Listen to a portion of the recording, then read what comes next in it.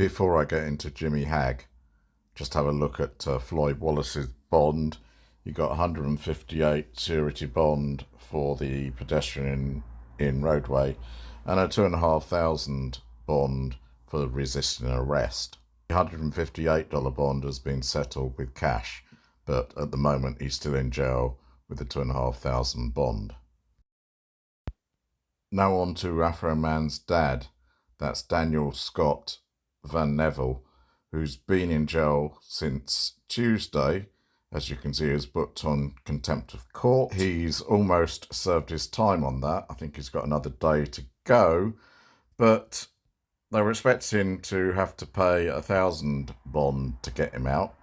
However, he's had his arraignment and the bond has been increased to $2,000. And the charge there is harassment, second degree, threatened bodily injury.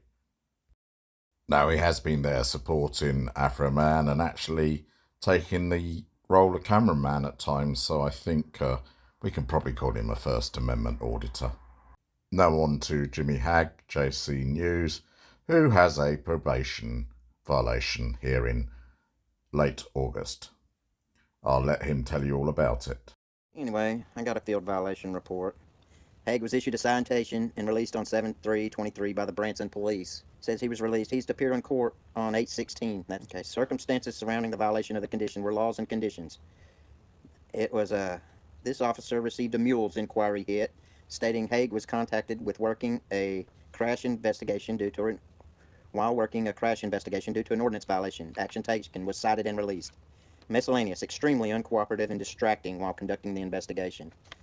This officer's police report was received on 7/18/23. According to Branson Police Report, blah, blah, blah, on 6/30/23, Branson police were working the scene of a car accident when officers observed Jimmy recording the crash scene with his cellular phone and was recording each first responder vehicle on scene. Hagg walked across the path of travel officers had established for the motor public to avoid any further accidents. At one point, Hagg began to cross back through the path of travel and stood in the roadway as he waited for other vehicles to pass. Before crossing, officers were distracted from directing traffic and had to instruct Hagg to get out of the roadway. Hagg then began hollering at the officers and was detained. Officers spent 20 minutes attempting to speak with Hagg with no success. Officers finished the crash investigation and then began speaking with Hagg again. Hagg refused to identify himself or provide identification. Hagg began to back away from the officers and quickly reached into his pocket, and officers had to prevent him from leaving the scene and recovering an item from his pocket. Officers then allowed him to remove his identification. Hagg was issued a citation for prohibited crossing and was released from the scene.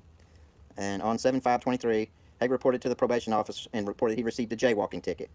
On 7/13/23, Hagg presented the citation. Circumstances surrounding the violation of condition is a special condition. Follow the course of good conduct and behavior.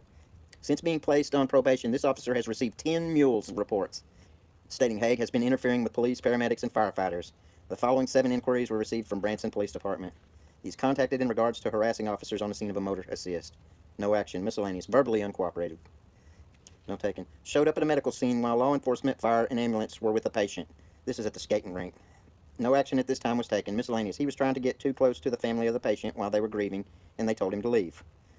6/9/23. Suspicious activity. And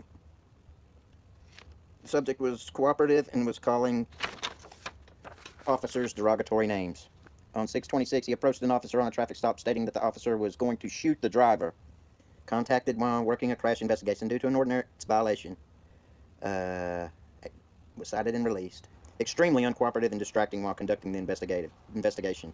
Alright, and 7/11, ran as subject reported as trespassing, trying to gain entry to video and refused to leave property of a business that was closed to the public and rented for a private gathering.